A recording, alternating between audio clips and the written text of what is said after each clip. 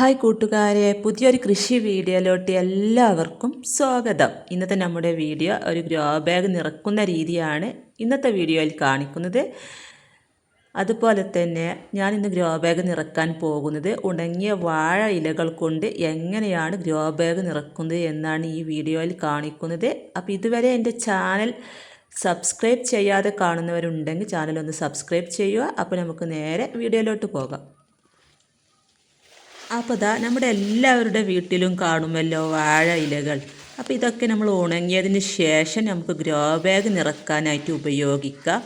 നല്ല അടിപൊളിയായിട്ട് തന്നെ ഇതിൽ നമുക്ക് കൃഷി ചെയ്യാനായിട്ട് സാധിക്കും. അപ്പോൾ ഞാനിവിടെ ടെറസിൽ ഗ്രോ ബാഗിലാണ് കൃഷി ചെയ്യുന്നത്. ഞാൻ കൂടുതലും ഉണങ്ങിയ കരിയിലകളും ഇതുപോലെയുള്ള ഉണങ്ങിയ വാഴ ഇലകളൊക്കെ ഉപയോഗിച്ചാണ് തൈകളൊക്കെ നട്ട് കൊടുക്കാറ്. നല്ല രീതിയിൽ തന്നെ എനിക്ക് അതിൽ നിന്ന് വിളവും കിട്ടുന്നുണ്ട്. അപ്പോൾ നമുക്ക് അത്യാവശ്യം നല്ല വലുപ്പമുള്ളൊരു ഗ്രോ ബാഗാണ് കേട്ടോ. ഞാനിവിടെ ഒരു വെണ്ടയുടെ തൈയാണ് നടാൻ പോകുന്നത്. ഹോളില്ലെങ്കിൽ ഹോളിട്ട് കൊടുക്കണം. വെള്ളം കെട്ടി നിൽക്കാതെ പ്രത്യേകം ശ്രദ്ധിക്കുക. അപ്പോൾ നമുക്ക് ഈ ഗ്രോ ബാഗ് എങ്ങനെയാണ് നിറക്കുന്നത് എന്ന് നോക്കാം. ഉണങ്ങിയ വാഴ ഇല കൊണ്ട് ഗ്രോ ബാഗ് നിറക്കുന്നത് ചെടികളുടെ വളർച്ചയ്ക്കും മണ്ണ് മികച്ചതാക്കാനും വളരെ നല്ലൊരു രീതിയാണ്. അതുപോലെ തന്നെ ഞാനിവിടെ എടുത്തിട്ടുള്ള കരിയില കമ്പോസ്റ്റാണ് കേട്ടോ. മണ്ണിൻ്റെ അളവ് കുറച്ച് ഗ്രോ ബാഗ് നിറക്കുന്ന രീതിയാണ് ഞാനിവിടെ കാണിക്കുന്നത്. അപ്പോൾ കരിയില കമ്പോസ്റ്റും അതുപോലെ തന്നെ ഈ ഉണങ്ങിയ വാഴയില കൊണ്ടും എങ്ങനെ ഗ്രോ ബാഗ് നിറക്കുന്നത് എന്ന് നോക്കാം. ചെലവില്ലാതെ ചെയ്യാൻ പറ്റുന്ന ഈ മാർഗം കൊണ്ട് ഒട്ടനവധി ഗുണങ്ങളുണ്ട്. മണ്ണിന് നല്ല ഇളക്കവും വായു സഞ്ചാരവും ലഭിക്കുന്നു. ഗ്രോ ബാഗിലെ മണ്ണ് എപ്പോഴും കട്ടിയായി പോകാതെ മൃദുവായിരിക്കാൻ ഇത് സഹായിക്കും. ഇത് വേരുകൾ എളുപ്പത്തിൽ ആഴത്തിലേക്ക് ഇറങ്ങാനും ചെടി നന്നായി വളരാനും സഹായിക്കുന്നു. ഈർപ്പം നിലനിർത്തുന്നു. വാഴ ഇലകൾ വെള്ളം നല്ല പോലെ സംഭരിച്ചു നിർത്താൻ ശേഷിയുള്ളവയാണ്. അതിനാൽ മണ്ണ് പെട്ടെന്ന് ഉണങ്ങിപ്പോകില്ല. ചെടികൾക്ക് ആവശ്യത്തിന് ഈർപ്പം എപ്പോഴും ലഭിക്കും. അതുപോലെ ഈ വാഴ ഇലകൾ ഇത് മികച്ച ജൈവവളമായി മാറുന്നു. കാലക്രമേണ ഈ വാഴ ഇലകൾ ഗ്രോ ബാഗിനുള്ളിൽ കിടന്ന് ജീർണിച്ച് നല്ല ഒന്നാന്തരം ജൈവവളമായി മാറും. ഇത് മണ്ണിൻ്റെ ഫലഭൂഷ്ഠത വർദ്ധിപ്പിക്കും. അതുപോലെ ഗ്രോ ബാഗിന് ഒട്ടും തന്നെ ഭാരം ഉണ്ടാകില്ല. ടെറസിലും മറ്റും കൃഷി ചെയ്യുമ്പോൾ ഗ്രോ ബാഗിന് ഭാരം കുറഞ്ഞിരിക്കേണ്ടത് ആവശ്യമാണ്.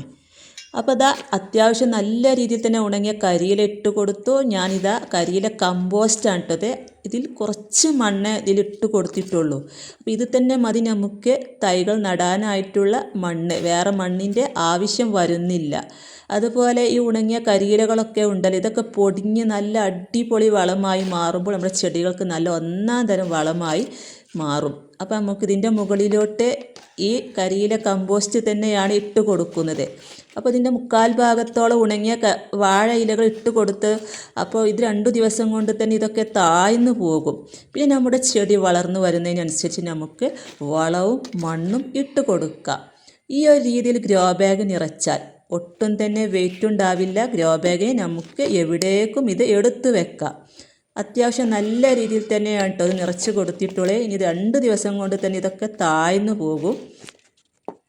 അതുപോലെ ഇതിൽ ഉപകാരികളായ സൂക്ഷ്മജീവികൾ വളരുന്നു. ഇലകൾ ചീഞ്ഞു തുടങ്ങുമ്പോൾ മണ്ണിലെ ഉപകാരികളായ ബാക്ടീരിയകളും മണ്ണിരകളും വർദ്ധിക്കും. ഇത് ചെടിയുടെ രോഗപ്രതിരോധ ശേഷി കൂട്ടാൻ സഹായിക്കും. ഗ്രോ ബാഗിൻ്റെ അടിയിലായിട്ട് ഇതുപോലെ ഉണങ്ങിയ കരിയിലകളൊക്കെ വെക്കുന്നത് അമിതമായ വെള്ളം കെട്ടി നിൽക്കാതെ എളുപ്പത്തിൽ വാർന്നു പോകാൻ സഹായിക്കും. അപ്പോൾ ഇത് കണ്ട ഒട്ടും തന്നെ ഇതിന് വെയിറ്റ് ഇല്ല കേട്ടോ. നമുക്കിത് എവിടേക്കും എടുത്തു വെക്കാം. അതുപോലെ വേര് ചീയൽ പോലുള്ള രോഗങ്ങൾ തടയാൻ ഇത് നല്ലതാണ്. ഞാനിവിടെ എല്ലാ പച്ചക്കറി തൈകളും ഈ ഒരു രീതിയിൽ തന്നെയാണ് നടാറ്. എൻ്റെ മുമ്പുള്ള വീഡിയോ കണ്ടവർക്ക് അറിയാം. അപ്പോൾ ഞാൻ ഇതിൽ കുറച്ച് വളങ്ങൾ ചേർത്ത് കൊടുക്കുന്നുണ്ട് കേട്ടോ. വളമായിട്ട് ഞാനിവിടെ ഉണങ്ങിയ ചാണകപ്പൊടി എടുത്തു. അതുപോലെ കുറച്ച് എല്ലുപൊടിയും വേപ്പിൻ പിണ്ണാക്കും ഇതിലോട്ട് ചേർത്ത് കൊടുത്തിട്ടുണ്ട്. എന്നിട്ട് ഇതെല്ലാം കൂടെ നമുക്ക് നല്ലതുപോലെ ഒന്ന് മിക്സാക്കി എടുക്കാം.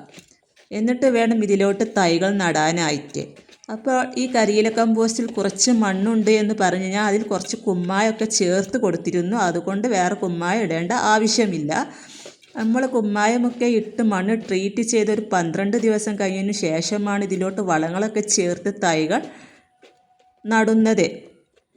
അപ്പോൾ ചകിരിച്ചോറൊന്നും ഇട്ട് കൊടുക്കേണ്ട ആവശ്യമില്ല കേട്ടോ. കരിയില കമ്പോസ്റ്റ് തന്നെ ധാരാളമാണ്, നല്ല ഇളക്കമുള്ള മണ്ണാണ് കേട്ടോ അത്. അപ്പോൾ ഞാൻ ഇതിലോട്ട് നടാനായിട്ട് പോകുന്നത് ഈ വെണ്ടത്തൈയാണ്. ഞാനിവിടെ ഉണ്ടായ ചെടിയിൽ നിന്ന് തന്നെ വിത്ത് പാകി മുളപ്പിച്ചെടുത്തതാണ്. അപ്പോൾ ഇതിനെ നമുക്ക് ഈ ഗ്രോ ബാഗിലോട്ട് നട്ടു കൊടുക്കാം. അപ്പോൾ നമുക്ക് വേരൊന്നും പൊട്ടിപ്പോകാതെ ഈ ചട്ടിയിൽ നിന്ന് മെല്ലെ ഒന്ന് തട്ടിക്കൊടുത്ത് എടുക്കാം. ഈ കരിയില കമ്പോസ്റ്റിലൊക്കെ തൈകൾ നട്ടു കൊടുത്താലുണ്ടല്ലോ നല്ല വേര് ഓടുകയും ചെടികൾ നല്ല കരുത്തോടെ വളർന്നു വരികയും ചെയ്യും. നമ്മൾ ഈ തൈ നട്ടു കൊടുത്ത് ഇനി ഒരു 15 ദിവസം കഴിഞ്ഞിട്ട് എന്തെങ്കിലുമൊക്കെ ജൈവവളം ഇട്ട് കൊടുത്താൽ മതി. ഓരോ 10 ദിവസം കൂടുമ്പോൾ കടലപ്പിണ്ണാക്കിൻ്റെ ജൈവ സ്ലറിയോ അല്ലെങ്കിൽ കിച്ചൺ വേസ്റ്റ് കമ്പോസ്റ്റോ എന്താ ഉള്ളത് എന്ന് വെച്ചാൽ ഇട്ട് കൊടുക്കുക. നല്ല ആരോഗ്യത്തോടെ തന്നെ നമ്മുടെ ചെടി വളർന്നു വരും.